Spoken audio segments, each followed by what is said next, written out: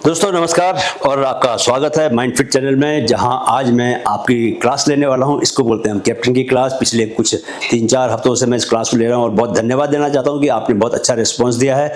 इस क्लास के जरिए मेरी कोशिश ये रहती है कि मैं whatever I have personally earned and learned in my life, वो मैं आपको ट्रांसफर कैसे करूं, मतलब वो कोशिश करता हूं। हर बार कोई ना कोई टॉपिक चुनते हैं। इस बार का मैंने टॉपिक चुना है अंतर विजय, conquer yourself and the world will bow to you. आपको अगर दोस्तों दुनिया को जीतना है तो दुनिया को जीतने का एक ही तरीका है कि आप खुद को जीतो। आज इसी पर हम बात करेंगे। दुनिया भर में आज युवाओं के बीच बहुत सारे डिस्ट्रैक्शंस हैं, बहुत सारी ऐसी चीजें होने लगी हैं जिसकी वजह से कि उनकी तकलीफें बहुत बढ़ गई हैं, मतलब शारीरिक तकलीफें, मानसिक तकलीफें और उनकी जो सोशल सामाजिक तकलीफें वो बढ़ चुकी हैं। तो किस तरह उन तकलीफों से आप खुद को बचा सकते हैं और अपने जीवन को बहुत ही खूबसूरत, आनंद से भरा और सफलताओं से भरा हुआ बना सकते हैं, ये सब बातें हम बताएंगे आज। तो मैं 6 पॉइंट्स में अपनी बात को कहूंगा, लेकिन बात शुरू करने से पहले मैं आपको एक बात शुरू में ये बताना चाहता हूं कि कुछ समय के बाद, यानी कि अभी 10-12 दिन के बाद 30 सितंबर को, to be very very exact, मैं एक कोर्स लॉन्च करने वाला हूं जिसका नाम है मैनिफेस्टेशन मास्टरी कोर्स। तो इसमें मैंने बताया है कि किस तरह मैंने अपने जीवन में बहुत सारी चीज़ें मैनिफेस्ट की हैं, तो उनके प्रैक्टिकल तरीके बताएंगे किस तरीके से आप कर सकते हो। तो मैनिफेस्टेशन मास्टरी का जो सबसे मेन दोस्तों मुझे जो एक लॉजिक लगता है, मैं उसको साइंस बोलता हूँ, वो साइंस है कि आप इनर विजन को एक्सटर्नल रियलिटी में कैसे चेंज करो, ये मैनिफेस्टेशन के जरिए आप जानते हो। तो एक जो पॉइंट है उसमें यह है कि आप अंदर से जैसा महसूस करते हो, बाहर की दुनिया आपकी वैसी होती है। अगर आप एंजाइटी महसूस करोगे भीतर, तो बाहर आपको एंजाइटी देने वाले लोग मिलेंगे, वैसी घटनाएं घटेंगी। अंदर से अगर आप शांति महसूस करोगे तो बाहर शांति देने वाले लोग मिलेंगे और शांति देने वाली घटनाएं भी आपके जीवन में घटित होगी। अंदर से आप अगर ऊर्जावान महसूस करोगे, फुल ऑफ एनर्जी महसूस करोगे, एक हाई मोटिवेटेड स्टेट में अगर आप रहोगे अंदर से, तो बाहर you will find the same kind of people and the same kind of incidents happening in your life. तो सारा खेल जो है वो अपने को अंदर से ठीक करने का है। तो अंदर से कैसे ठीक करेंगे, इसके लिए मैं आपको 6 पॉइंट्स में बात बताऊंगा। वीडियो को पूरा देखना, बिकॉज इससे आपको सीखने को मिलेगा। आप ये मत सोचिए कि इससे कोई मेरे को कोई बहुत फायदा होने वाला है, नहीं, आपको इसमें ज़्यादा फायदा होगा। बिकॉज एक भी पॉइंट इनमें से अगर आपको समझ में आ गया और उस पॉइंट को आपने अपने जीवन में क्रियान्वित कर दिया, मतलब उसको प्रैक्टिकली फॉलो करना शुरू कर दिया, तो it will help you transform your life. कोई वजह नहीं कि आपका जीवन ट्रांसफॉर्म नहीं होगा।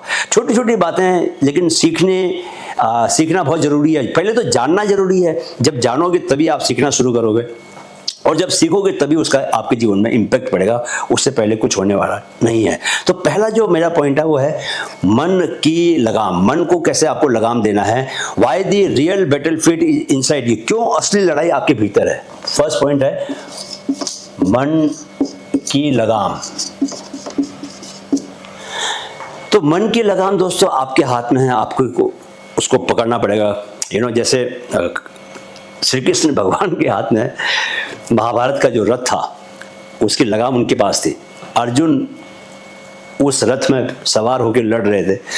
तो आपको पता है कि भगवत गीता में पहला जो स्टार्टिंग है वो अर्जुन के संवाद है श्री कृष्ण जी के साथ। तो अर्जुन के मन में बहुत डायलेमा है, बहुत दुविधाएं हैं, बहुत तकलीफें हैं। अर्जुन का जीवन उस वक्त कैसा था, इतना दुखी जीवन था कि वो मतलब जैसे कोई व्यक्ति आत्महत्या करने जाता ना, उस तरह की मनस्थिति थी कि भैया मैं तो कुछ नहीं कर सकता, मेरा जीवन बेकार है, मुझे अपने ही लोगों के खिलाफ लड़ना पड़ रहा। तो उनके मन में कंफ्यूजन था। मन में क्या था, ओवर थिंकिंग हो रही थी बहुत ज़्यादा, ठीक है। मन उनका डिस्ट्रैक्ट हो गया था, इसकी वजह से सारी की सारी प्रॉब्लम्स हो रही थी। तो आज की जो युवा हैं, आज आप लोग हो, आप लोगों के जीवन में भी सबसे बड़ी प्रॉब्लम्स क्या हैं। आपके जीवन में डिस्ट्रैक्शंस बहुत है, क्योंकि मोबाइल और डिजिटल वर्ल्ड आ गया है, वो आपको डिस्ट्रैक्ट बहुत करता है। हमारे टाइम पे ये था कि हम सुबह निकल जाते थे छुट्टी के दिन बाहर खेलने और शाम को आते थे, खेलते थे, फिजिकल वर्क होता था, फिजिकल वर्कआउट। आज के समय में आपके लिए कंप्यूटर गेम्स हैं, आपके लिए मोबाइल है, मोबाइल में आप रील्स देखते हो, एक वर्चुअल दुनिया में रहते हो। तो उस डिस्ट्रैक्शन को आपको कम करना पड़ेगा। आपके जीवन में ओवर थिंकिंग बहुत है। जितनी ज़्यादा आपको सूचनाएं ज़्यादा मिलती हैं, जितनी ज़्यादा आप विजुअल्स को देखते हो, उतना ज़्यादा आपकी ओवर थिंकिंग होती है ना। तो ओवर थिंकिंग एक बहुत बड़ी समस्या हो गई है। ऐसे मेरे पास नौजवानों के मैसेज आते हैं कि सर बचा लो हमें, मतलब दे आर लिटरली सेइंग कि यार sir we will commit suicide, we are going to die, because हमारा माइंड पे कोई कंट्रोल ही नहीं रहा। तो इसके लिए दोस्तों मन पर लगाम लगाना बहुत ज़रूरी है। दैट इज वाई इससे मैं हमेशा ये बोलता हूँ कि यार आपको 10 मिनट पक्का निकालना चाहिए अपने 24 घंटे में से, जहाँ पर कि आप सिर्फ शांत बैठ के अपने मन के विचारों को उठते हुए देखें। आपके मन में एक दिन में 60,000 विचार आते हैं, ठीक है। आप विचारों को पकड़ना बंद कीजिए, विचारों को देखना शुरू कीजिए। Unless until you do not learn to watch your thoughts, observe your thoughts, आप थॉट्स आपको पकड़ के रखेंगे। एंड इसी से आपको लगता है कि यार मैं कंटिन्यूसली ज़्यादा सोचता हूँ, ज़्यादा सोचेंगे फिर नींद नहीं आएगी आपको, आप तमाम तरीके की उसमें फिर परेशानियाँ होती हैं, राइट। सो पहला पॉइंट है कि आपको अपने मन को लगाम लगाना है, राइट, पकड़ के रखना है उसको, अपने मन को अपनी नहीं करने देना है। मन बोलेगा कि यार मैं बार बार मोबाइल देखूं ना, डोंट अलाउ इट, ठीक है। मन बोलेगा कि मैं बार बार ऐसे काम करूं जिसमें कि फोकस न लगाना पड़े, ना, फोकस लगाने वाले काम करो। मन की ऐसी कम तैसी कर दो, ठीक है। सेकंड पॉइंट है दोस्तों कि डिजायर बनाम विवेक, इच्छा बनाम विवेक, यानी कि इच्छा बनाम विवेक। इच्छा बनाम विवेक मतलब इच्छा तो हो गया डिजायर, और विवेक हो गया टू नो कि what is good for you and what is bad for you. तो दोस्तों क्या है कि सुबह उठने के बाद से लेकर रात को सोने तक आपके मन में बहुत तरह के डिजायर्स आते हैं। आप जिन चीज़ों को देखते हो आंखों के रास्ते लोचन जिसको बोलते हैं, लालसाएं पैदा होती हैं। लालसाएं कैसे पैदा होती हैं? जब आप कोई भी चीज़ देखते हो, आपने बहुत सुंदर सी कार देखी, आपका मन क्या किया ये कार मेरी हो जाए। आपने बहुत सुंदर सी लड़की देखी या लड़की ने लड़का देखा, आपको या इस लड़के से मेरी दोस्ती हो जाए, इस लड़के से मेरी दोस्ती हो जाए। आपने कोई बहुत बढ़िया अपने मोबाइल देखा या आपने कोई इलेक्ट्रॉनिक गैजेट देखा, आपको लगा कि यार ये मेरे पास होता तो मज़ा आता। आपने कोई घड़ी देखी बहुत एकदम, अभी कुछ दिनों पहले हार्दिक पांड्या ने पहनी थी, कितने की, 25 करोड़ की या 32 करोड़ की घड़ी पहनी थी, बताइए। तो घड़ी देखी, आपने कहा यार ये महंगी घड़ी मेरी हो जाए। क्यों आप ये समझते हो कि यार घड़ी पहन के, बढ़िया मोबाइल रख के या बढ़िया आपकी लाइफ पार्टनर को रख के आप लोगों के बीच इंप्रेशन जमाओगे, लोगों को लगेगा वाह क्या जीवन है ना। तो इसीलिए तो डिजायर का कोई अंत नहीं है, लेकिन आपको ये भी मालूम होना चाहिए कि आपके भीतर एक माइंड है, आपके भीतर एक बुद्धि है। वो बुद्धि जिसको हम विवेक बोलते हैं, वो आपको बताती है यार आपके लिए क्या अच्छा है क्या खराब है, आपके भीतर से आवाज आती है ना।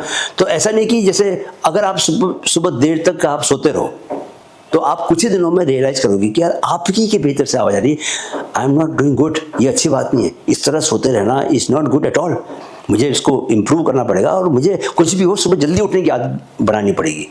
तो उस विवेक को आपको सुनना है। सारी की सारा जो ज्ञान है ना बॉस, सारी की सारी जो whatever you need to know, आपको जो जानना चाहिए सब आप ही के भीतर है।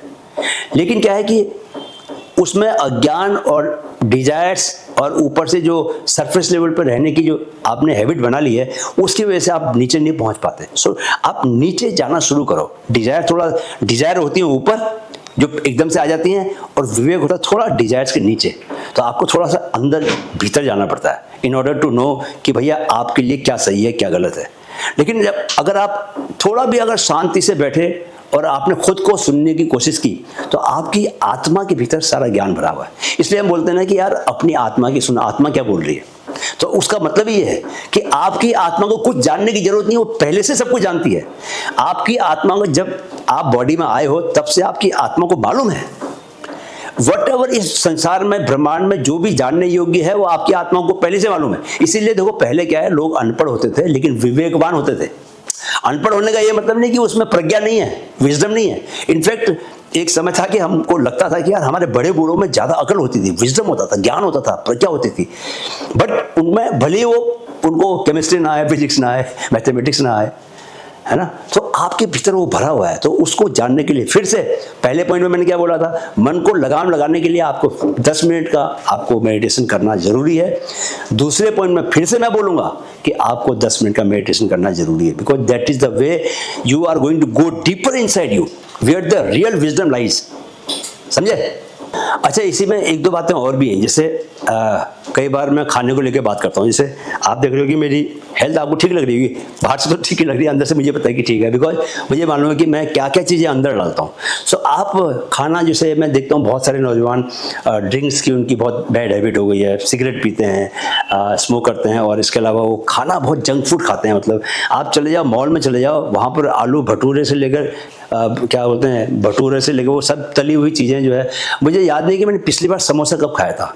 यानी बहुत ही रेयर खाता हूँ, मतलब कोई भी चीज़ तली हुई है वो, जब आपको पता है कि यार ये चीज़ आपके लिए ख़राब है फिर भी आप उसको खाते हो, तो डिजायर क्या है कि स्वादिष्ट खाना देख के उसको खाना, और विवेक क्या है ये जानना कि यार ये अंदर जाके आपके भीतर क्या करने वाला है, आपका मोटापा बढ़ाने वाला है, आपका कोलेस्ट्रॉल बढ़ाने वाला है, आपकी हार्ट की हेल्थ के लिए ठीक नहीं है, आपके लिए ठीक नहीं है। लेकिन ये जानते हुए कि यार मेरे लिए ठीक नहीं है फिर भी खाना, इसे क्या बोलोगे आप, बेवकूफ़ी बोलोगे। लेकिन यही हो रहा है चारों तरफ, क्योंकि विवेक जागा नहीं है, विवेक बलवान नहीं बना है, इसलिए आपको बैठना है रोज मेडिटेशन में और विवेक को बलवान बनाना है, राइट। अब तीसरा पॉइंट आता है, तीसरा पॉइंट है, थर्ड पॉइंट है ईगो डिटॉक्स। ज़्यादातर जो मोटिवेशनल स्पीकर हैं वो आपको ये सब बातें बताएंगे नहीं, बिकॉज उनको बहुत सतही सरफेस वाला रिजल्ट चाहिए, लेकिन मेरे को गहरा रिजल्ट चाहिए। मैं आपको अंदर से ट्रांसफॉर्म करना चाहता हूँ, क्योंकि मुझे मालूम है तभी आपको रिजल्ट मिलेगा। देखो दोस्तों, लाइफ में जो सबसे बड़ी मुसीबत की बात है ना, सबसे बड़ी सफरिंग जिससे पैदा होती है वो है ईगो। ईगो हमेशा आपको तकलीफ ही देगा, हमेशा दुख में डालेगा, और जितना आप ईगो से मुक्त होगे उतनी आप सक्सेस की तरफ बढ़ोगे, उतना आप आनंद की तरफ बढ़ोगे, उतनी हैप्पीनेस आपके लाइफ में आएगी।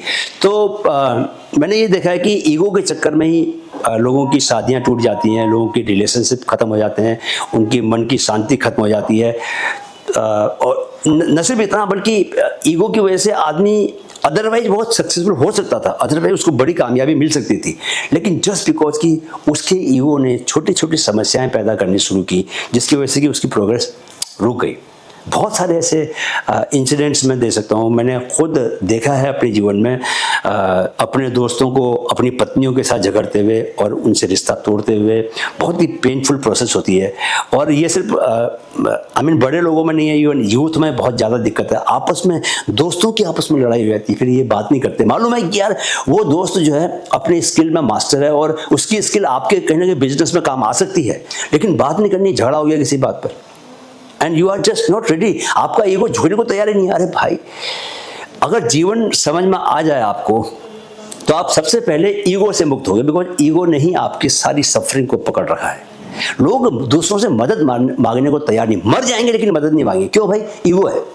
अरे क्यों भाई, आप मांग लो ना यार, आप अपने भाई से पैसा मांग के स्टार्टअप शुरू कर लो, क्या दिक्कत है? भाई के पास बहुत पैसा है, आपको पता है कि बड़े भाई के पास जाओगे तो दे देंगे, लेकिन बीवियों की जमती नहीं आपस में, इसलिए नहीं जाना, है ना। तो ये दूसरों से मदद, जिस दिन आप दूसरों से मदद मांगने लग गए एकदम खुले मन से, उस दिन समझ लेना कि आपने अपने ईगो पर थोड़ा कंट्रोल कर लिया है ना। जितना आप दूसरों से पैसा मांगने लग गए, देखो लोग जनरली ये बोलते हैं कि यार हाथ मत फैलाना, दूसरों से पैसा मत मांगना, बट ये ईगो वाली बात है। आप अगर पैसा क्रिएट करने के लिए पैसा मांग रहे हैं और उसको वापस लौटा सकते हैं 10% इंटरेस्ट के साथ, जितना बैंक से 1% ज़्यादा दे सकते हैं, लौटा सकते हैं, तो आप मांगिए ना।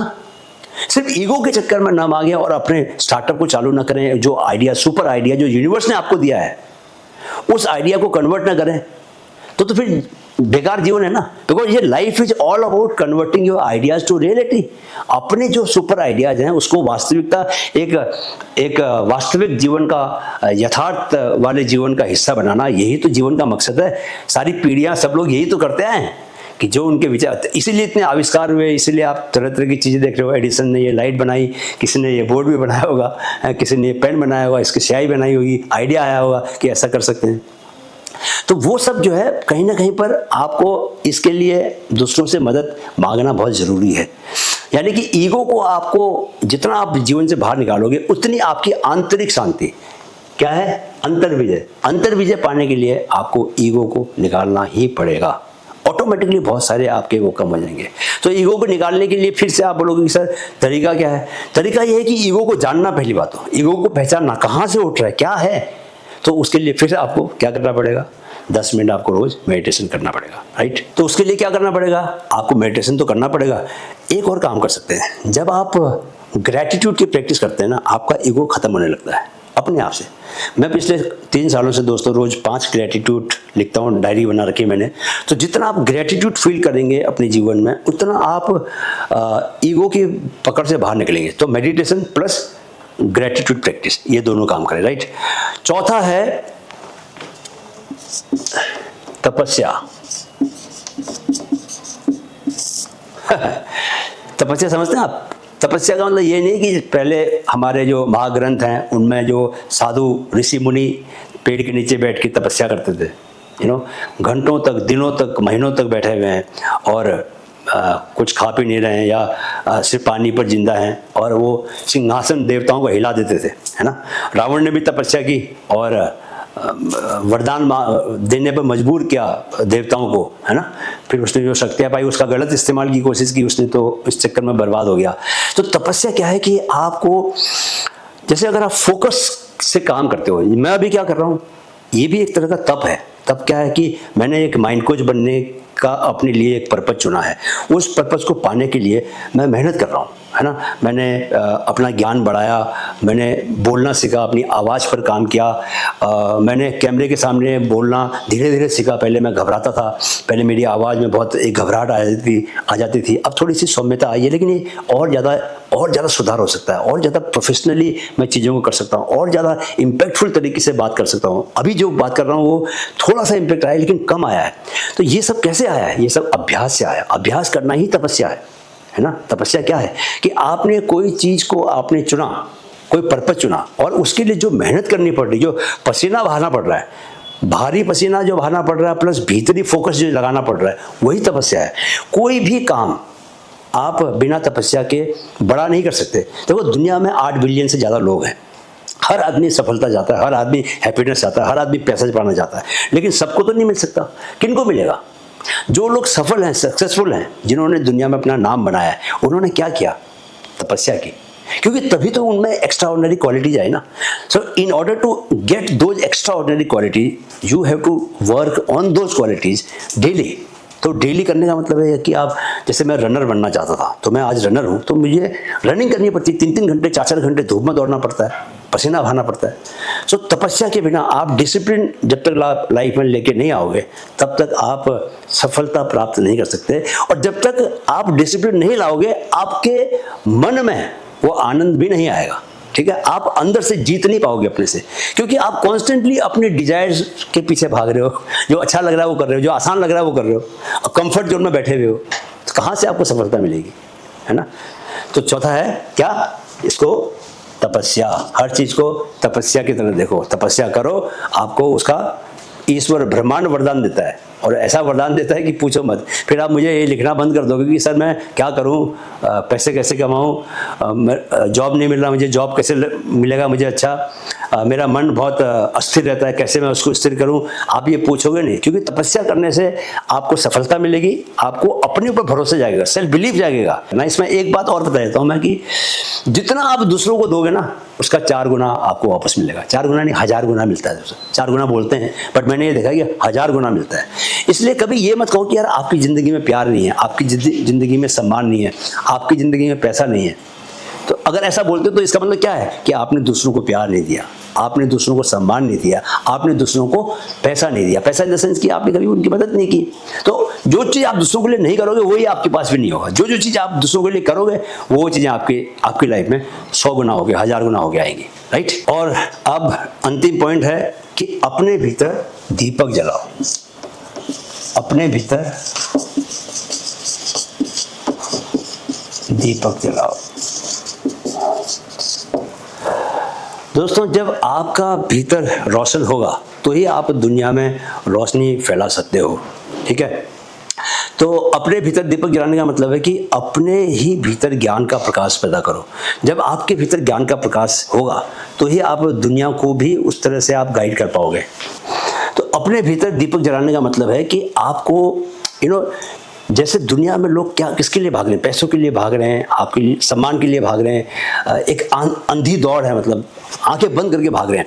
तो आपको वो सब नहीं करना है। आप अपने जीवन में कुछ बड़ा पर्पस लेके आओ, जहाँ पर कि जितना आप, गीता में कहा गया कि जितना आप बड़ा महान पर्पस रखोगे, उतनी आपका जीवन महान बनता जाएगा। तो आपके ऊपर है। आप अगर सिर्फ एक नौकरी पाने के लिए भाग रहे हो, आप सिर्फ अपने एक मकान खड़ा करने के लिए भाग रहे हो, आप चाह रहे हो कि मेरा बैंक बैलेंस बड़ा हो जाए, तो अकॉर्डिंगली आपका जीवन भी उसी ढंग से छोटा होता जाता है।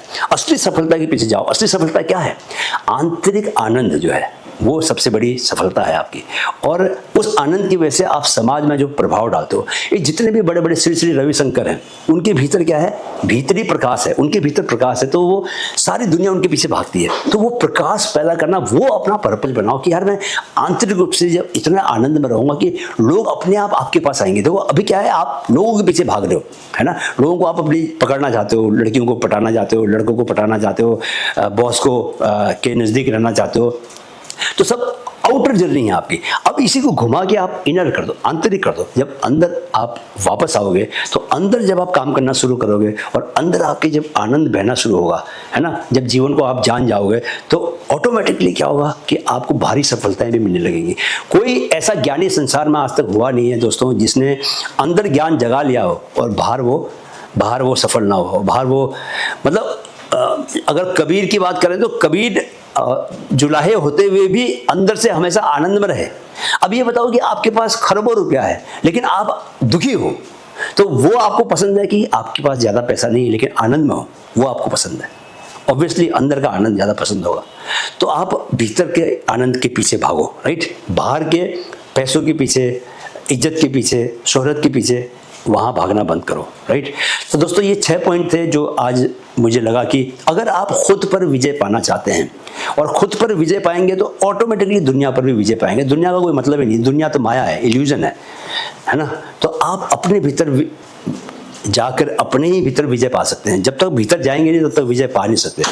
तो ये करने के लिए आपको सबसे जो बड़ी चीज़ है आपको जो करने की ज़रूरत है, जो कि बहुत ज़रूरी है, वो है मेडिटेशन। दूसरा मैंने आपको बताया था कि ग्रेटिट्यूड आपको करना पड़ेगा। तीसरा आपको सेहत का ध्यान रखना पड़ेगा, फिजिकली फिट रहना पड़ेगा। चौथा आपको प्राणायाम करना पड़ेगा, मेंटली आपको स्ट्रांग रहना पड़ेगा। पाँचवा खाना सात्विक लेना पड़ेगा आपको। ये सब काम करके ही आपके पास वो विजन आएगा, वो अक्ल आएगी, वो प्रज्ञा आएगी, वो विजडम आएगी जो कि आपको भीतर लेके जाएगी। और भीतर जितना आप बलवान होगा आपका, बाहर उतना ही समृद्ध होगा, राइट। तो मुझे उम्मीद है कि आप ये सब बातें करोगे। Unless until you don't follow these things practically in your daily life, nothing is going to happen, ये मैं आपको बता देता हूँ। इसी तरह आप माइंडफिट चैनल से जुड़े रहिए। माइंडफिट चैनल जो है वो एक चैनल नहीं है, ये एक आंदोलन है जहाँ पर कि मैं 1 करोड़ युवाओं तक पहले पहुँचना चाहता हूँ ताकि उनको शारीरिक, मानसिक और आध्यात्मिक रूप से मैं और ज़्यादा समृद्ध बना सकूं। आपके सहयोग की बहुत ज़रूरत है। आप कृपया हमसे जुड़ें और आपको अगर कोई भी डाउट हो तो आप मुझसे सवाल पूछ सकते हैं, मैं कोशिश करूंगा आपका सीधा जवाब देने की। mindfit68@gmail.com पे आप डायरेक्ट हमको मेल लिख सकते हैं। और माइंडफिट एक पूरी फैमिली है, आप इस फैमिली का हिस्सा है, ये मैं मान के चलता हूँ। हमसे जुड़े रहिए और हमें सपोर्ट करते रहिए, मैं आपके साथ हूँ। नमस्कार। वीडियो देखने के लिए बहुत बहुत आभार। Gratitude from my heart. Keep learning, keep growing with माइंडफिट।